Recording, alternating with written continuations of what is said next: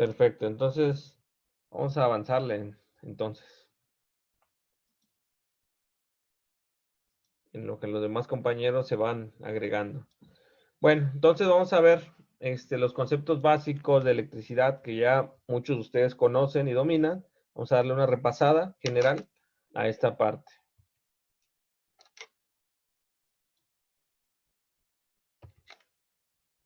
Bueno, definición. ¿Qué es electricidad? Pues bueno, la electricidad es una forma de energía asociada con electrones, iones u otras partículas cargadas estacionarias o en movimiento. Actualmente la electricidad es la fuerza impulsora que provee la mayoría de la energía del mundo industrializado. Es usada para impulsar motores, alumbrado, aire acondicionado, calefacción, etcétera. Y en esos casos, generación de energía, ¿no? O sea, ya básicamente.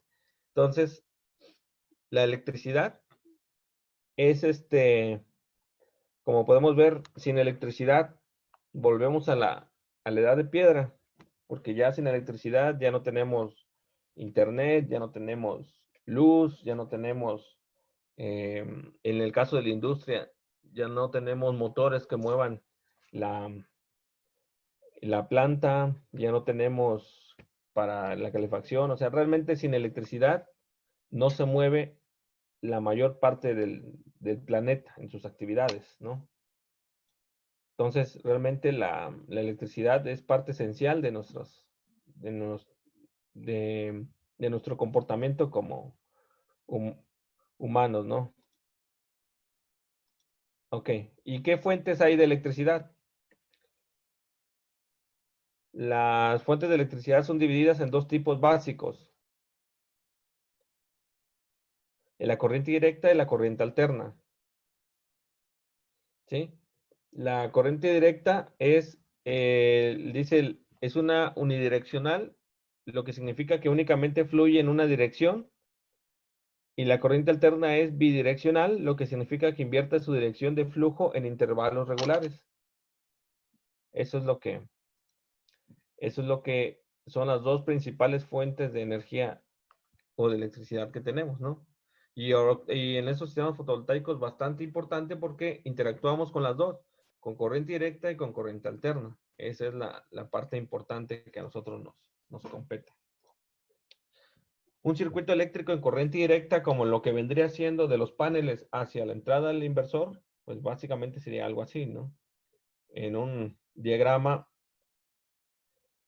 eléctrico, tenemos la batería, un apagador, una resistencia o una carga, en este caso un foco.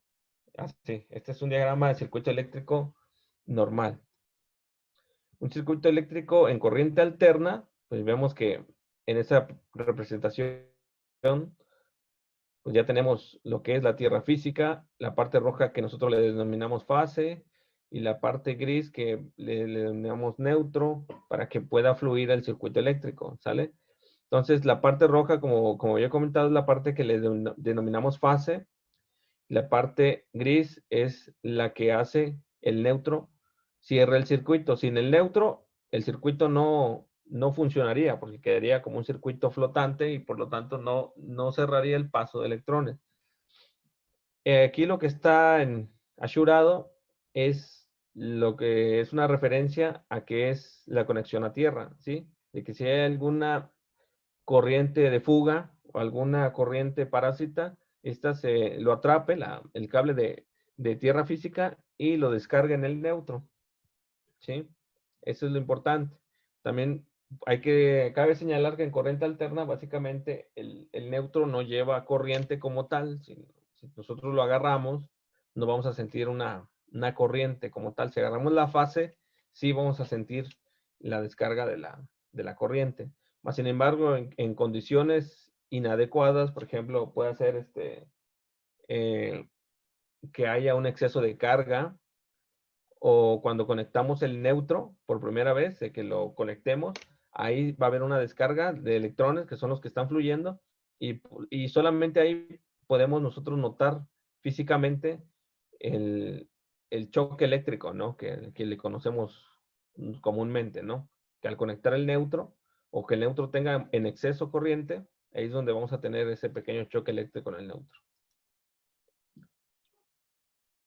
El resistor. Todo esto me parece muy básico, pero de lo básico, él nos lleva a lo complejo. Por ejemplo, todos conocemos el resistor, que es un dispositivo eléctrico pasivo que disipa la energía en forma de calor, el cual se opone al paso de la corriente y sus unidades son en ohm. Los famosos resistores que traen todos los circuitos electrónicos, ¿no? ¿Quién no hizo en la escuela un circuito eléctrico con estos dispositivos? Ok, el resistor nos da una peculiaridad que le llamamos resistencia. La resistencia es el grado con el cual un componente en un circuito eléctrico se opone al flujo de la corriente eléctrica a través de él. Sus unidades de medida son el ohm, ¿sale? Y aquí nos da una pequeña representación de la fórmula, su símbolo. Aquí tenemos la resistencia, ¿sí? Medida en la resistividad del tipo de material que tenemos, la longitud y la sección transversal en la que nosotros estamos trabajando. Por eso es que los cables eléctricos tenemos ahí una resistencia que consideramos al momento de hacer los cálculos. Y recordando que la resistencia es la oposición al paso del flujo de la corriente eléctrica. El inductor. Pues el inductor es un dispositivo eléctrico pasivo que acumula la energía en un campo magnético, el cual se opone al cambio de la corriente. Sus unidades de medida son el Henry, ¿sí? O algunos le llaman henrios. Bueno, pues la bobinita, su símbolo es la que tenemos aquí, y algunas representaciones físicas de inductores. Recordemos que inductores, como lo pueden ver aquí, son los motores, son todo aquello que lleva un embobinado, tiene una reactancia inductiva, que es la que principalmente afecta a los sistemas eléctricos de potencia. La reactancia inductiva es el grado con el cual un inductor se opone al cambio de la corriente eléctrica a través de él. Sus unidades de medida son el ohm. ¿Sale? Entonces aquí ya lo representamos con una XL, la reactancia inductiva. 2πfL es la fórmula para sacar la reactancia inductiva, ¿no? Donde XL es la reactancia inductiva en ohms, pi, pues 3.1416, F la frecuencia en hertz y L la inductancia del equipo. Ahora, el capacitor. El capacitor es un dispositivo eléctrico que acumula la energía en un campo eléctrico, el cual opone el cambio de la tensión. Sus unidades de medida son el farad, ¿sí? Y están los capacitorcitos que siempre vemos en todos los circuitos electrónicos. De hecho, los tres que acabamos de mencionar, tanto el resistor, el inductor y el capacitor, vienen integrados en cualquier sistema electrónico, porque cada uno tiene una función en específica, ¿no? Aquí está su simbolito del capacitor. Y el capacitor nos da una reactancia capacitiva. La reactancia capacitiva es el grado con el cual un capacitor se opone al cambio de la tensión eléctrica a través de él. Sus unidades de medida son el ohm, ¿sí? XC es igual a 1 sobre 2pi FC, donde pi sigue siendo 3.1416, F la frecuencia y C la capacitancia. Lo importante de esto es cómo nos hace un desfase, ¿sí? Este es, digamos, el voltaje y este es el voltaje desfasado.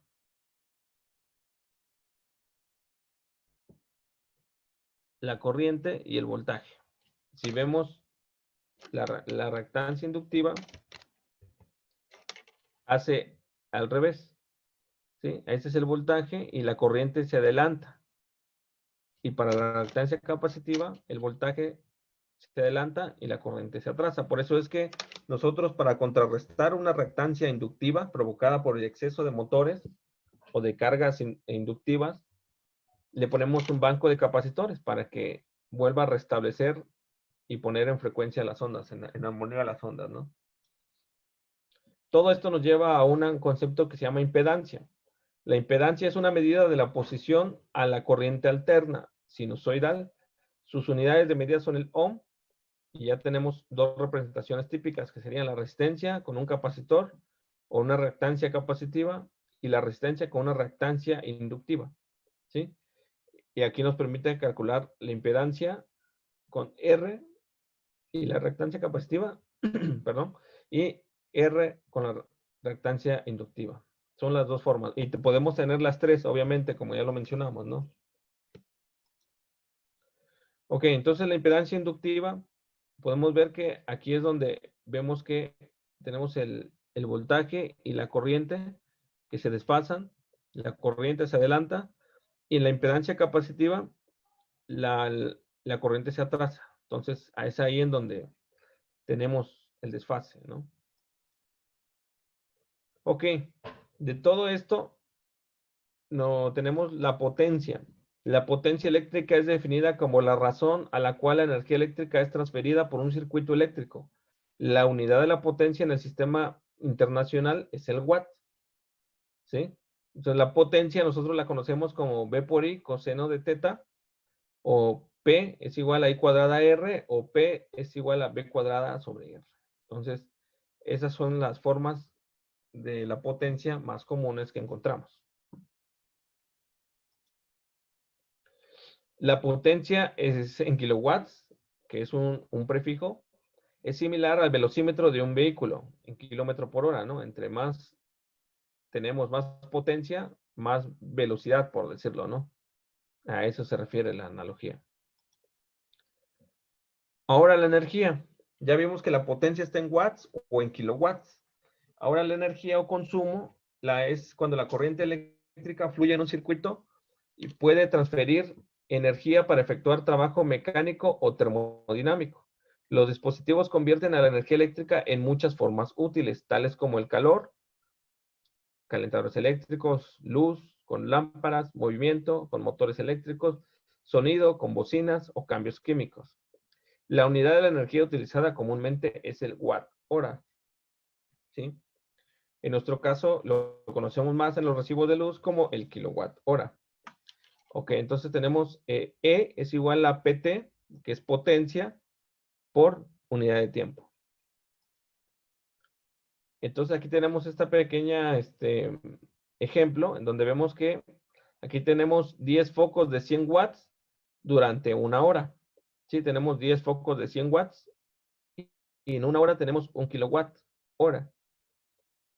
O tenemos un foco de 100 watts durante 10 horas, nos da los mismos 1 kilowatt hora. O sea que es equivalente a lo que hacemos nosotros al momento de la eficiencia energética con sustituir lámparas LED por focos convencionales o inclusive algunos ahorradores, es que dejamos de tener un foco de 100 watts incandescente y ponemos 10, por decir, de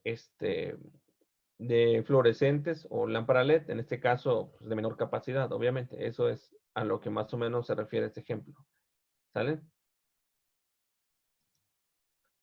Y esa es nuestra formulita de la ley de Ohm, que es con la que trabajamos todo el tiempo, todos los que nos dedicamos a la rama eléctrica, ¿no? Esas son las diferentes fórmulas misceláneas que nos van a servir para calcular diferentes tipos de unidades. Por ejemplo, para calcular watts, tenemos el famoso V por I, el I cuadrado R o el V cuadrado sobre R. Para calcular la corriente eléctrica es V sobre R, W sobre V o la raíz cuadrada de W sobre R. Para calcular la resistencia eléctrica de un circuito es V entre I, V cuadrada W o W sobre I cuadrada. Y finalmente para el voltaje es raíz cuadrada de WR o W sobre I o IR. Entonces, son todas las fórmulas misceláneas que derivan de muchas otras más, pero digamos que son las bases, ¿no? Para calcular cualquier situación. Por ejemplo, como lo hacemos con los transformadores, ¿no? El transformador nos dice que es de 45 kVA. Eso significa que está en estas unidades, ¿sí? En VI, en volts por corriente. Pero no quiere decir que nos den watts, porque ahorita vamos a ver, entrar en algo que le llamamos el triángulo de potencias y vamos a ver que esto realmente es potencia aparente en corrientes, en circuitos de corriente alterna. Aquí está. Miren. ¿Por qué no se puede utilizar la fórmula V por A en corriente alterna? Debido a este almacenamiento de energía y liberación, el incremento en corriente eléctrica hace que aparente una potencia mayor que la que actualmente requiere para realizar el trabajo. La relación entre la potencia real y la potencia aparente se conoce como factor de potencia.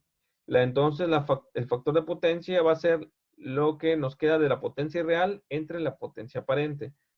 Por eso es de que lo que comentábamos, de que la potencia aparente que nos da un transformador cualquiera que veamos en la calle y que nos diga 45 kVA, no es la potencia real que está generando en el circuito.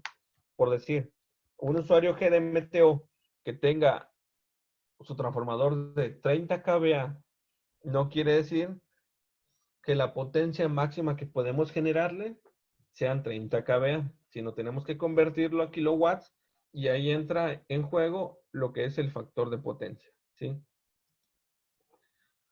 La potencia aparente real y reactiva. Bueno, la potencia aparente es la capacidad total empleada por una carga, pero se relaciona con otras dos variables. O sea que si tuviéramos un vaso con agua y aceite, veríamos que el vaso estaría completamente lleno, a ras, de agua y aceite, y esa sería la potencia aparente. La potencia real, suponiendo un vaso que tenga 3/4 de agua y 1/4 de aceite, la potencia real sería los 3/4 de agua, ¿no? Ya se definió que la potencia que realiza un trabajo. Y la potencia reactiva sería el equivalente al aceite, ¿no? Que es la potencia que se almacena en forma de campo magnético o campo eléctrico en los circuitos eléctricos y fluye entre la fuente y la carga. O sea, realmente no estás realizando un trabajo, es como una pérdida en la potencia, ¿no? Entonces la potencia aparente en VA va a ser igual a la raíz cuadrada de la potencia real al cuadrado más la potencia reactiva al cuadrado. Esta es la forma matemática de encontrar la potencia aparente exacta. Y lo que les comentaba, en nuestro famoso triángulo de potencias, en la cual nos ayuda a entender y a definir, por ejemplo, la potencia aparente en VA, que es igual como la fórmula que ya dijimos, potencia real al cuadrado más potencia reactiva al cuadrado, es derivado de este triángulo rectángulo, en donde la potencia aparente es la totalidad, la suma de los dos, la potencia reactiva sería el cateto opuesto y la potencia activa o real sería el cateto adyacente de un ángulo coseno. Entonces, el factor de potencia básicamente radica en que entre más la potencia reactiva sea más grande, o sea, levante más el triángulo, pues más pérdidas vamos a tener y el factor de potencia va a ser mucho menor. Entre más nos acerquemos el cateto, digamos, la potencia aparente, este cateto, la hipotenusa al cateto adyacente, entre más lo acerquemos aquí, el factor de potencia es más cercano a la unidad. Por eso es que entre un factor de potencia que CFE nos pide es de 0.9, casi por default para no multarnos. Si nosotros tenemos un factor de 0.9, quiere decir que el ángulo está aquí, bastante cercano a la potencia real. Si tenemos factores de potencia mayores que 0.9, por ejemplo 0.95 o 0.98, quiere decir que la línea está bastante pegado a la potencia real. Eso es lo que CFE nos pide para que no tengamos ningún inconveniente, para meterle problemas a la red. La potencia real se mide en watts, la potencia reactiva en volts, ampere, reactivo, y finalmente la potencia aparente en volt, ampere. ¿De acuerdo?